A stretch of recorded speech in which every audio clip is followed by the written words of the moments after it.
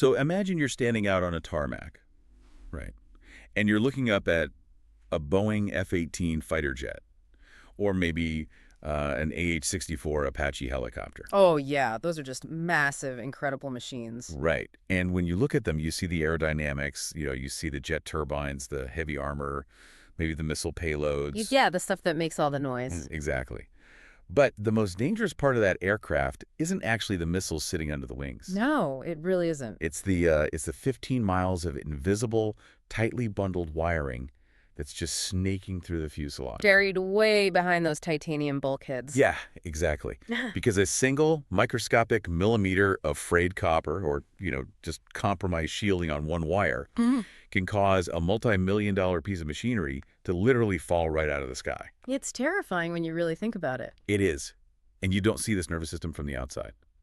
So today, for this deep dive, we're going to explore the underlying architecture of that exact nervous system. And more specifically, the company that's actually attempting to build it. Right.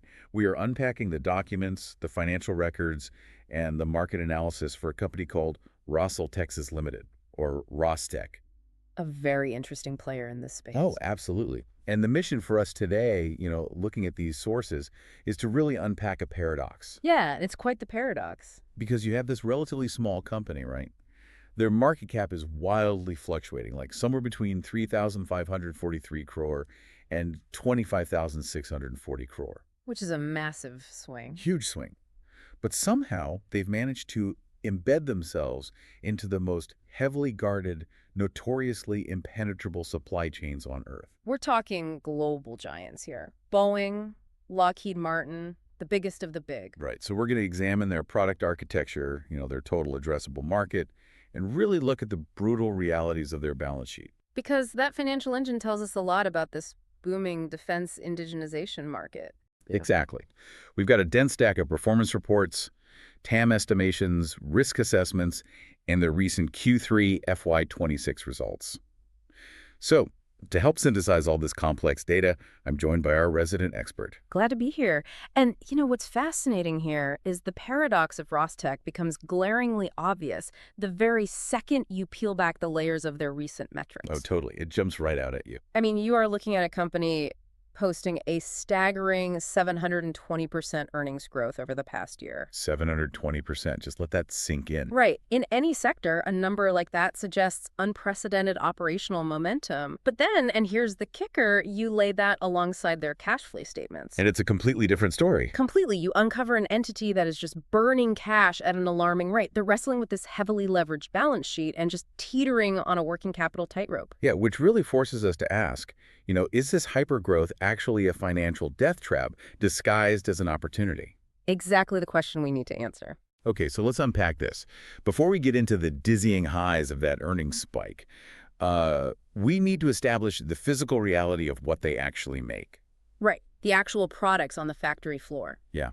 The term used across all their filings is EWI, EWIS. Which stands for Electrical Wiring Interconnection Systems. Right. And they also make custom electronics assemblies, test solutions, and do aftermarket services. But let's move past the acronyms for a second. Good idea. Acronyms get dense quickly. Yeah. So, to make this tangible for you listening, think of a military aircraft as an organic body. Okay, I like this analogy. The metal frame is the skeleton, right? The jet fuel is the blood. And the avionics suite the computers up in the nose, that's the brain. Right, but a brain is entirely useless if it can't talk to the muscles. Exactly. The EWAS is the intricate nervous system.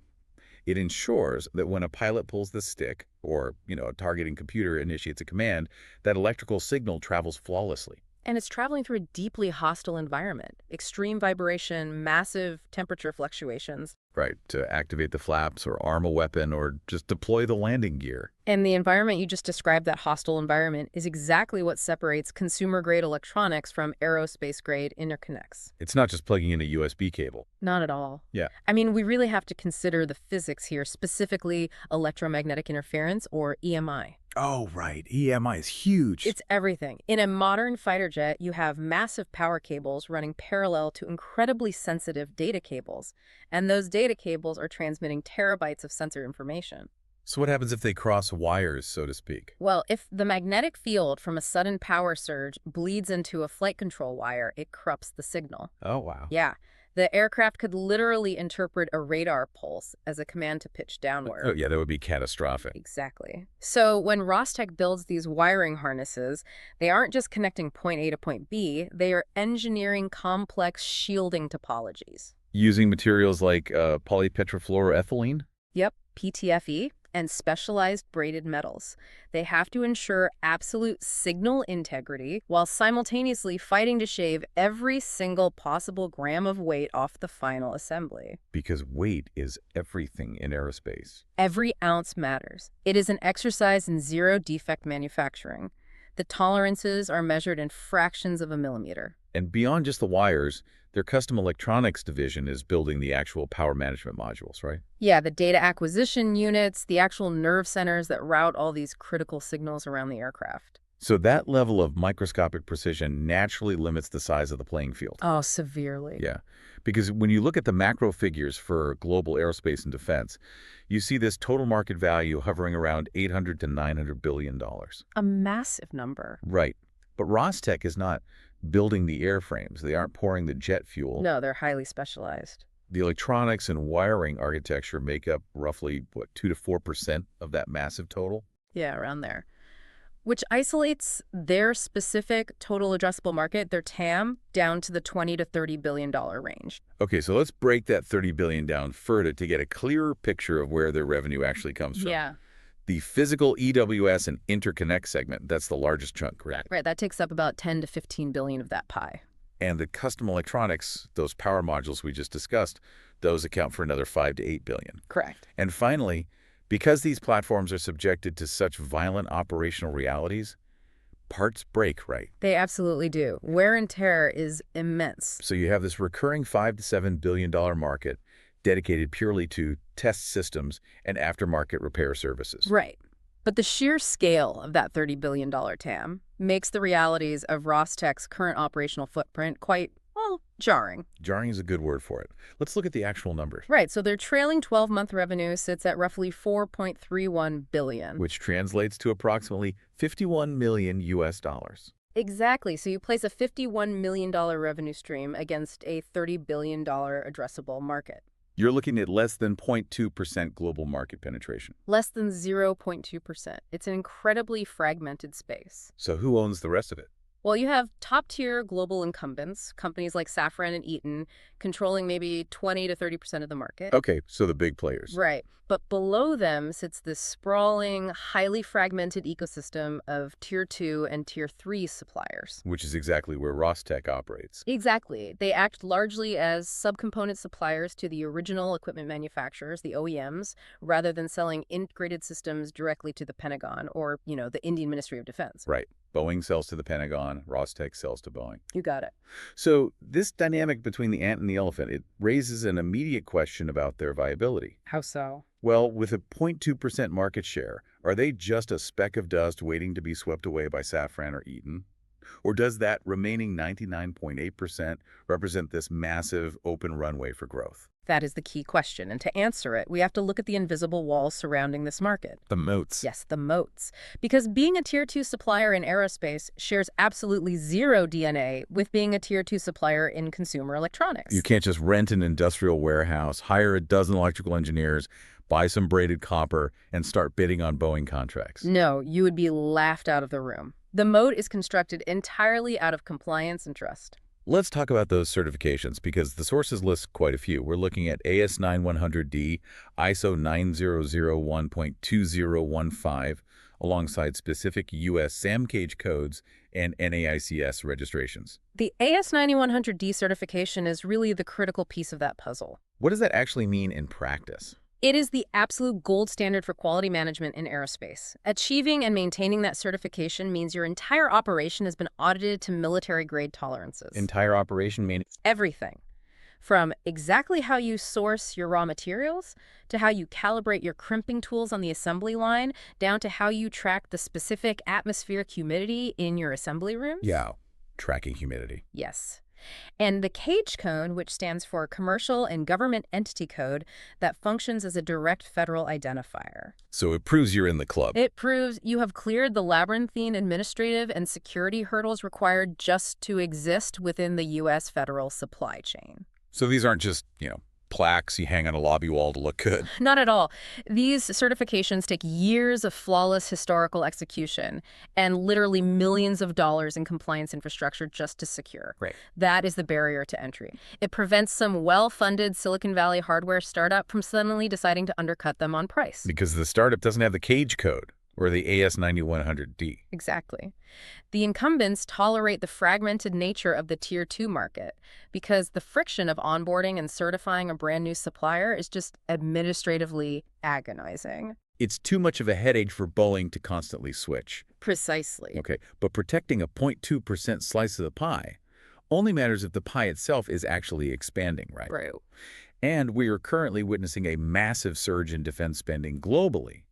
But we have to isolate the structural drivers, pushing the electronics sector forward from just the noise of cyclical economic booms. Right, separating the signal from the noise. Exactly. So looking at the macro environment, the sources show global defense budgets stabilizing at roughly 2 to 3% of GDP across the U.S., the EU, and India. And within those expanding budgets, the allocation specifically for electronics is creeping up to around 5%. Which makes sense. Yeah. Modern warfare is no longer defined purely by the kinetic impact of dumb artillery. No, it's an electronic battlefield. It's defined by sensor fusion, drone swarms, and highly advanced avionics. But if we look at these catalysts, I have to push back a little here. Is this just a temporary post-COVID or conflict-driven boom? A geopolitical bubble, you mean? Yeah. I mean, how do we know this isn't a bubble that pops the second geopolitical tensions cool down? It's a fair question. While the geopolitical tension is definitely a clear catalyst right now, the far more reliable recession-proof driver is actually the physical reality of the global military fleet. Meaning the age of the planes. Yes. There's a stunning fact in the sources.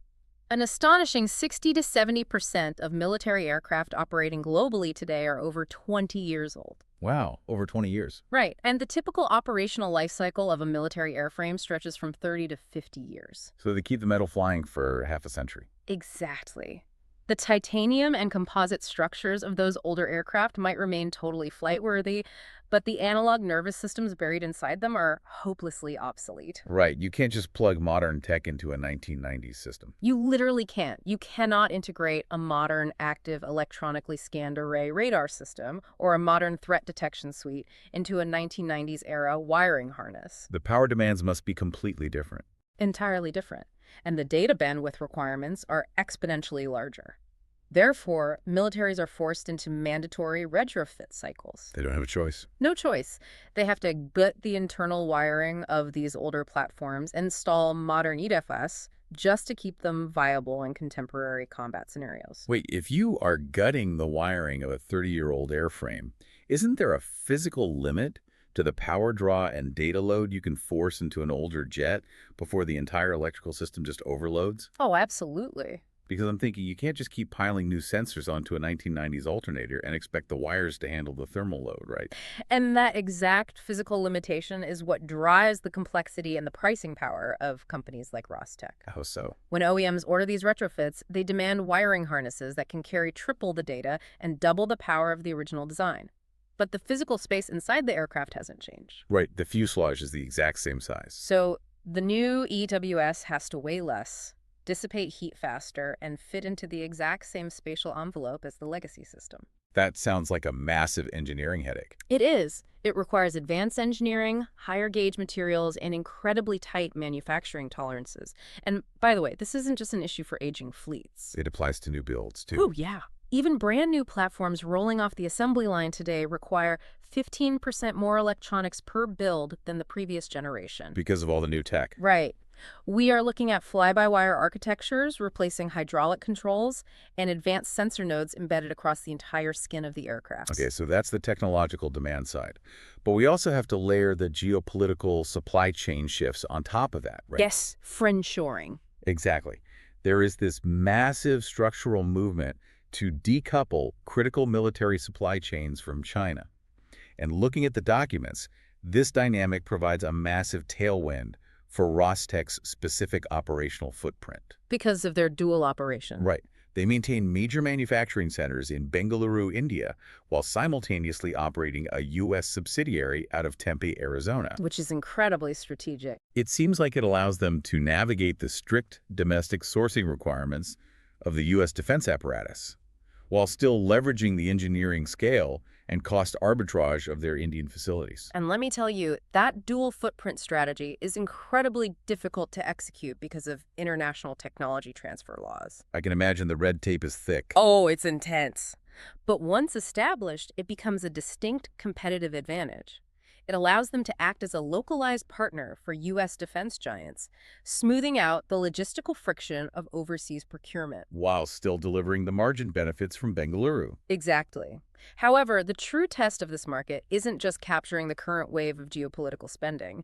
The question investors have to ask is whether this demand is sticky. Right. What happens when the geopolitical temperature drops and defense budgets contract? Do the orders just evaporate? Well, I ground my response to that in the source's note on regulatory standards. The defense against cyclical contraction lies in the testing regimes governing the components themselves. You're talking about things like DO-160. Exactly. DO-160, the FAA mandates, the MIL STD specifications. Right. DO-160, for example, isn't just a checklist on a clipboard. It involves subjecting these electronic components to violent vibration tables that simulate the exact G-forces of a missile lock. Literally shaking it to death. Baking them at extreme temperatures, instantly freezing them to simulate high-altitude deployment, all while bombarding them with electromagnetic interference. They're brutal. It is. Once a supplier like Rossell proves their component can survive that torture test, and that component is officially designed into the blueprint of an aircraft, the switching costs for the OEM become astronomical. Because if Boeing wants to switch to a cheaper wire harness supplier to save a few bucks, they have to pay to run that new supplier's product through the entire DO-160 gauntlet all over again. They take on the risk of failure, and they risk delaying their own delivery schedules. it simply isn't worth the headache. Exactly. That regulatory lock-in creates a fundamentally recession-resistant demand curve. So the revenue is incredibly sticky. Very sticky. OEM contracts in the space frequently stretch across 5 to 10-year horizons. The defense sector historically grinds forward with a highly stable 3 to 5% compound annual growth rate, completely insulated from broader macroeconomic turbulence. A temporary dip in consumer spending doesn't halt a multi-year fighter jet modernization program. Exactly. Okay, so understanding the global tailwinds and the regulatory lock-in, that explains why the sector as a whole is attractive. But it doesn't explain how Rossell Tech specifically wins the bid. Right. I mean, they are competing against aggressive domestic players and massive global Tier 2 heavyweights for space on highly coveted platforms. The sources mentioned they partner on the FA-18 Super Hornet, the AH-64 Apache, and the P-8 Poseidon Maritime Patrol aircraft. Very high-profile platforms. So winning those contracts requires specific technological capabilities that go beyond just passing an audit. How are they actually winning? The key differentiator lies in a capability the industry calls obsolescence management and reverse engineering. Obsolescence management. Walk me through that. Consider the reality of sustaining a platform like the Apache helicopter, which has been flying in various iterations for decades. Okay. An OEM like Boeing might receive a mandate to replace a highly complex 400-pin interconnect system on an older block of those helicopters. Makes sense. The problem is the original Tier 2 supplier who built that specific connector back in, say, 1995, they might have gone bankrupt. Or they simply lost the tooling to make it. Oh, wow. So Boeing just doesn't have the part. Right, and the OEM doesn't have the original CAD files or the specific material specifications anymore. It's like finding a vital document written in a dead language, and you don't have the Rosetta Stone to translate it into modern manufacturing vernacular. A perfect analogy. That's exactly it. And Rossell deploys its engineering talent. They have this massive 34,000 square foot testing lab to solve that exact problem. So they act as the translator. Exactly. They take the physical, degraded 1995 component and they reverse engineer the pinouts, the shielding topology, the power requirements. Just by examining the old broken part? Right. And then they design a modern equivalent using currently available aerospace-grade materials, ensuring the new iteration perfectly interfaces with the legacy airframe. Without violating any of the strict FAA or MIL STD safety parameters. Exactly. They act as a bespoke engineering tailor, offering what's called build-to-specifications, or BTS, and build-to-print services. So you can't just buy FA-18 wiring off the rack. No, this isn't off-the-shelf hardware. Every single harness requires custom zero-defect execution. Thousands of individual wire terminations must be manually routed, crimped, and rigorously tested. And I imagine that bespoke capability allows them to command significant pricing power, Oh, definitely. because we are finally seeing that efficiency translate to the income statement. If we connect this to the bigger financial picture, their EBIT margins, earnings before interest and taxes, have expanded from a relatively thin 6.9% up to a robust 12% over the last 12 months. That's a massive jump in profitability. Huge. Their earnings per share jumped from 1.45 to 5.56 year over year. Incredible scaling. And they are currently sitting on a confirmed 720 crore order book with a massive 2,500 crore pipeline of potential bids under active negotiation. Which is why they need to expand physically. Exactly. To capture that pipeline, they are internally funding a 150,000 square foot capacity expansion. It's a 70 crore capital expenditure program to dramatically scale their physical footprint. And, the timing of that massive capacity expansion is not a coincidence. Right. No. It is strategically aligned with the Indian government's Atmanirbhar Bharat, or self-reliant India, policy. Okay, and just as an impartial reporting note here, we are objectively noting this policy tailwind based on the sources, without taking a political stance on the policy itself, simply stating how it impacts the company's domestic order flow. Absolutely. The mechanics of this policy essentially mandate offset clauses in foreign defense procurement. Meaning what, exactly? If a global giant wants to sell billions of dollars worth of hardware to the Indian military, they are legally required to source a significant percentage of the subcomponents from domestic Indian manufacturers. Ah, I see. So by expanding their footprint now. Rostech is positioning itself as the most capable AS9100D certified domestic sponge to absorb that mandated offset demand. They are building the infrastructure required to guarantee the global OEMs that they can handle high-volume production runs without compromising the zero-defect standard. Okay, so the narrative so far paints this picture of a company just flawlessly executing on massive structural tailwinds. They seem unstoppable on paper. Right. They have the certifications, the technical mode of obsolescence management, expanding margins, an exploding order book. But this is exactly where our deep dive takes a sharp turn into the gritty, unforgiving reality of corporate finance. Yeah, the balance sheet. Right. We have to pivot from the operational triumphs on the assembly floor and confront the brutal mechanics of how they're actually funding this. So let's look at the staggering top-line numbers. That's Q3 FY26 revenue hit 130 crore, representing 72% year-over-year growth. The first half of the year, H1 FY26, saw revenue reach 212 crore, up 118% year-over-year. Gas. Average annual revenue growth over the past year is nearly 89.3%. And then you have the headline number we talked about, earnings growth of 720.8%. And that discrepancy right there between 89% revenue growth and 720% earnings growth is a textbook demonstration of operating leverage in heavy manufacturing.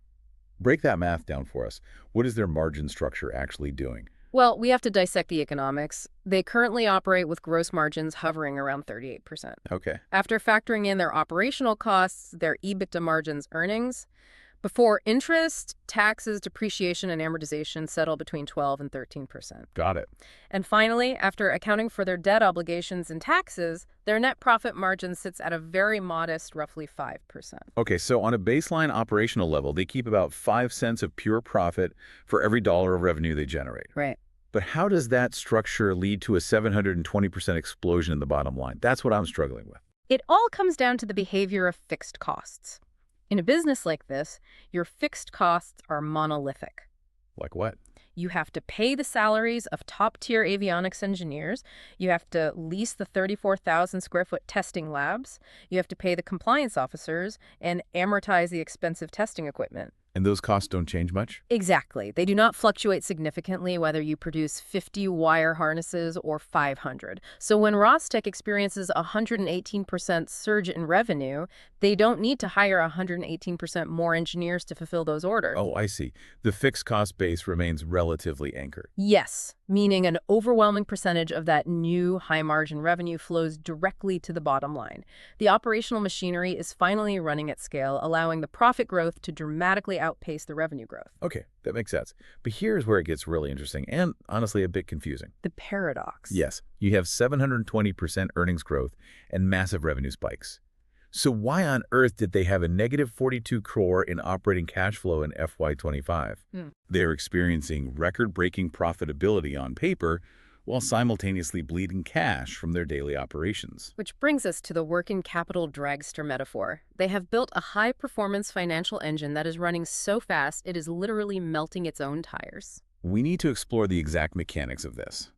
The sources reveal a 72 crore working capital draw.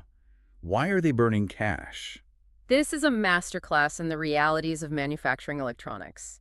The cash flow paradox is the harsh reality of project-based defense sector manufacturing. Growth in this sector consumes cash voraciously. Walk me through the timeline of a contract. Where does the money get trapped? Let's trace the exact life cycle.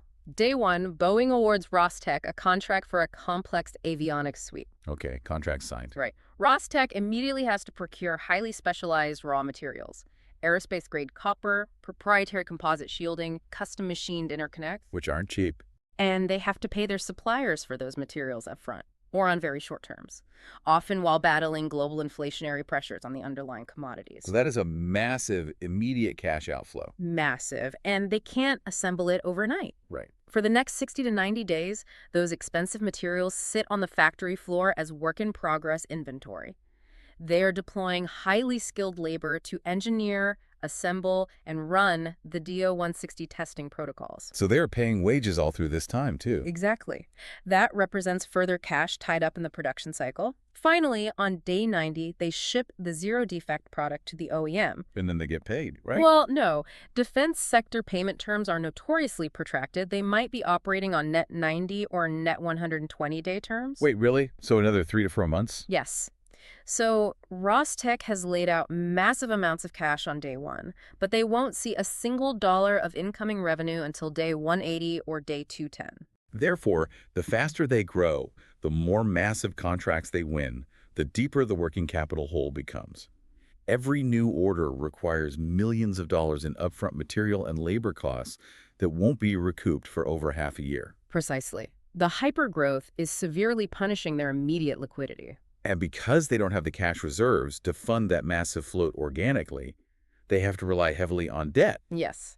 And their balance sheet shows a debt-to-equity ratio of nearly 1.87. Meaning for every dollar of equity capital in the business, they're carrying almost $2 of debt. Right. But more concerning is their debt servicing capability. Their average EBIT to interest ratio sits at a precarious 1.73.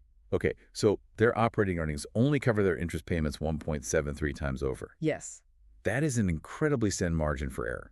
I mean, if a major OEM delays a payment by just 1 quarter, or a supply chain bottleneck halts production for a month, that interest coverage ratio could easily slip below 1.0. It means their core operations would no longer generate enough cash just to pay the interest on their loans. It's a true debt dilemma. So how do they fix this? What's the plan to survive this liquidity crunch? Management is acutely aware of this liquidity cliff.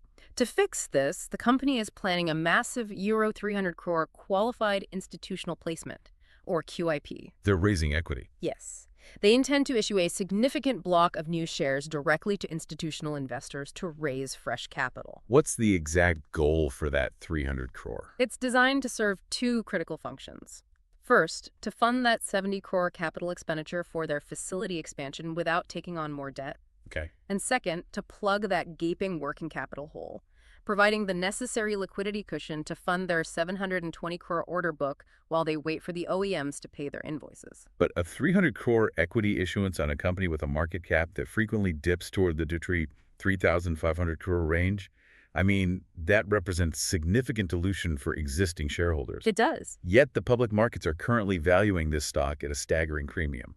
The trailing price-to-earnings multiple is violently fluctuating between 175 and 321 times earnings. A multiple north of 200x is wild. That kind of valuation suggests the market is pricing in absolute perfection.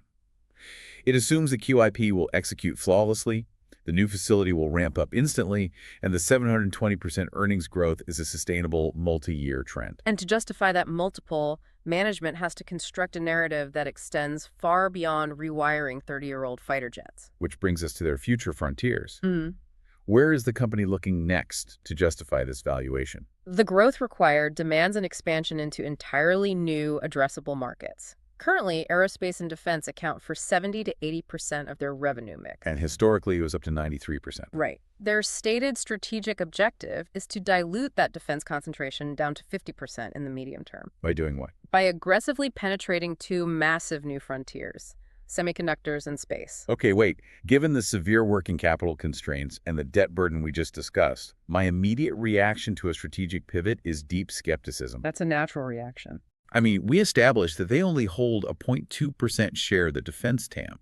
They're a rounding error in their core market. Are they spreading themselves too thin? It looks like it on the surface. Shouldn't logic dictate that they deploy every ounce of capital and engineering bandwidth into capturing a larger slice of that $30 billion defense pie, instead of pivoting to the brutally competitive space and semiconductor sectors? If they were building entirely new product categories from scratch, yes, it would be a reckless pivot. Oh.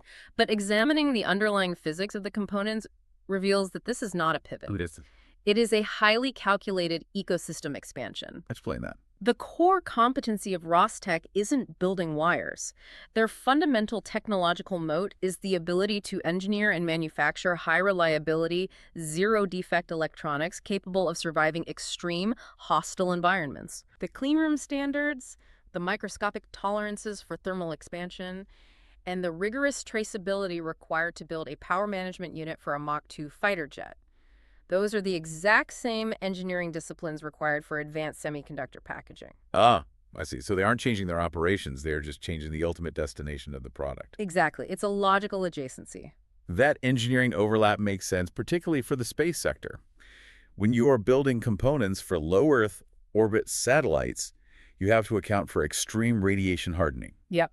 Massive thermal cycling as the satellite passes in and out of the sun's shadow, and the physics of vacuum outgassing, where standard plastics will literally evaporate and destroy sensitive optics. And the AS9100D certified testing infrastructure Rostech already possesses makes them uniquely qualified to solve those exact problems. And the sources note that this isn't just theory, right? The data shows early validation. It does. Their nascent semiconductor segment generated over N crore in its very first qualified quarter. That's a solid start. And their space segment is transitioning out of the prototyping phase.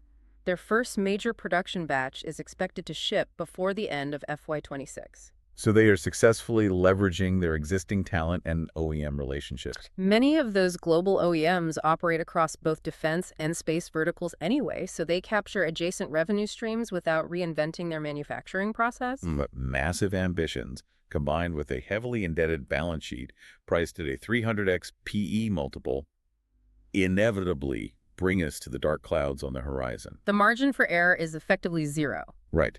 When a stock delivers a 221% return in a single year, the market expects continuous miracles. So let's analyze the downside risks. Let's start with the most immediate existential threat: regulatory and policy risks. This is a big one. Because Rostech operates across the U.S. and Indian defense supply chains, they're subject to draconian international export controls, specifically the International Traffic in Arms Regulations, or ITAR. ITAR, I've heard that acronym thrown around. The U.S. State Department utilizes ITAR to strictly control the export and import of defense-related articles. It dictates exactly who can touch, view, or manufacture components related to U.S. military hardware. And compliance is absolute, I assume. Completely absolute. So what does an ITAR violation actually look like in practice for a company like this? I mean, it isn't always something as obvious as a spy smuggling classified blueprints out of a facility, right? No, an ITAR violation can be a microscopic administrative failure.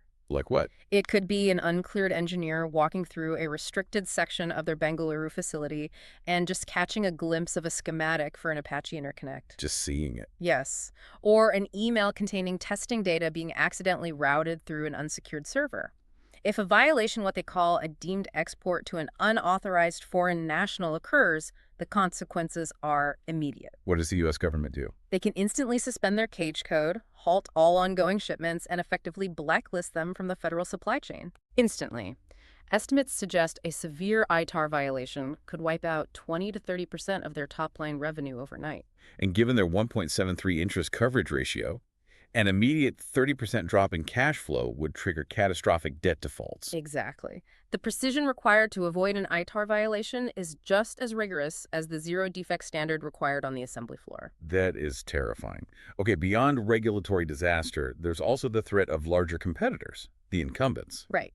We discussed their 0.2% market share. They are swimming in a tank with massive, heavily capitalized domestic giants like HAL, L&T, and the Adani Group. And as the Indian government continues to push these massive indigenization contracts, what prevents these multi-billion-dollar conglomerates from deciding they want the wiring margins for themselves? Well, the primary defense has been Rostech's niche agility and specialized obsolescence engineering. However, the risk is that the sheer financial gravity of a company like L&T allows them to offer loss-leading bids to the OEMs. They can just absorb short-term pain to aggressively capture market share. Exactly. If Rostech loses even a fraction of their major pipeline bid, say 40% to these titans, their revenue growth stalls. The operating leverage reverses, and their high fixed costs begin aggressively destroying their margins. There's also the threat of technological disruption, altering the fundamental architecture of the aircraft itself. We spent all this time discussing copper interconnects and complex wiring harnesses. Yeah. But the aerospace industry is aggressively moving toward AI and machine learning-driven avionics, decentralized power nodes, and fiber optic data transmission to save weight. And if the underlying architecture of a fighter jet shifts away from centralized wiring bundles toward distributed wireless sensor networks or pure fiber optics, Then the bespoke tailoring of copper harnesses becomes a declining industry. exactly. Failing to adopt AI or ML in avionics could lead to rapid obsolescence. To survive that transition, Rostech would be forced to undertake massive, unplanned research and development expenditures. To reskill their workforce and retool their facilities. Right. And a sudden spike in R&D capex would instantly erode their hard-fought 12% EBIT margins, plunging them back into severe cash burn. Which naturally brings us right back to the most critical vulnerability, the debt liquidity threat. This raises an important question about their balance sheet. They carry $2.4 billion in total debt, heavily skewed toward $2.06 billion in short-term liabilities. Right. That means they owe roughly 200 crore that must be serviced or rolled over within the next 12 months. We talked about how the QIP is designed to solve this, but the timing is incredibly delicate. Extremely delicate. The danger lies in the inherent cyclicality of government budget approvals. While the macro trend of defense spending is up, the actual release of funds is tied to messy political realities. Like elections or continuing resolutions in the U.S. Congress and bureaucratic delays in procurement ministries. Right. If a major multi-billion-dollar defense capex program is politically delayed by just 12 to 18 months, the OEMs delay their orders to Tier 2 suppliers like Rostech.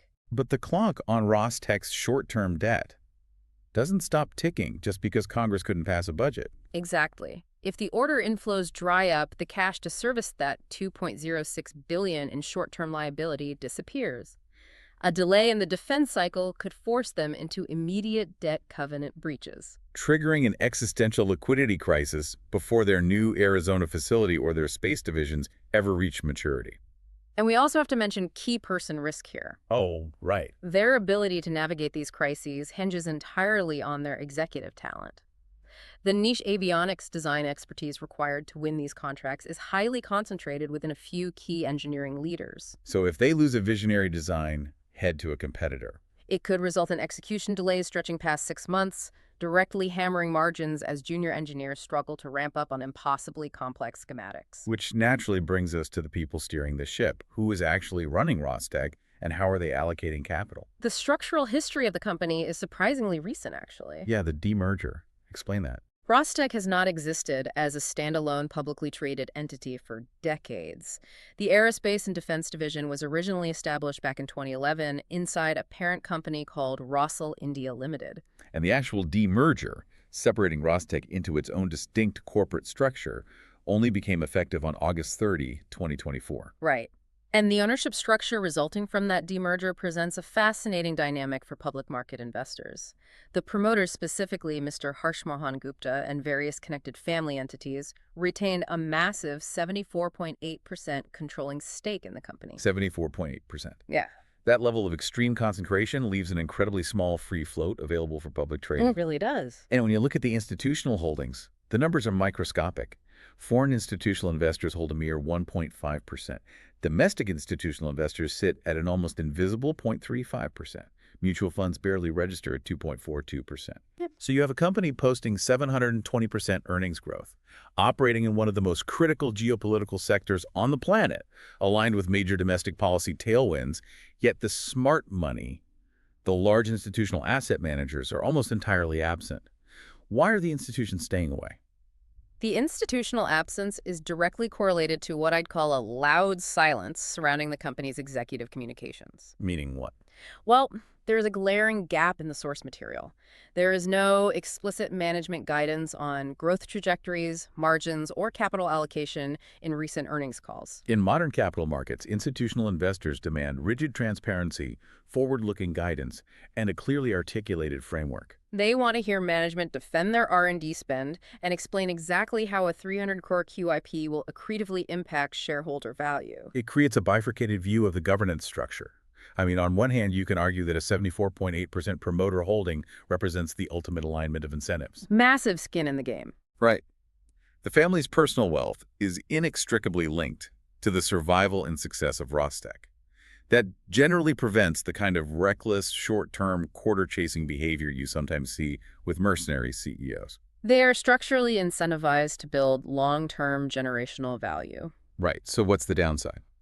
While the alignment is strong, the counter-argument is what keeps the institutional capital at bay. Okay. Scaling a multi-billion-dollar international aerospace and semiconductor manufacturing conglomerate requires a highly professionalized corporate machinery. It requires an independent board willing to aggressively challenge the CEO. Exactly. Rigorous internal auditing functions to prevent catastrophic ITAR violations and sophisticated capital allocators who can manage the debt-to-equity mechanics of complex QIP issuances. And the fear is they don't have that.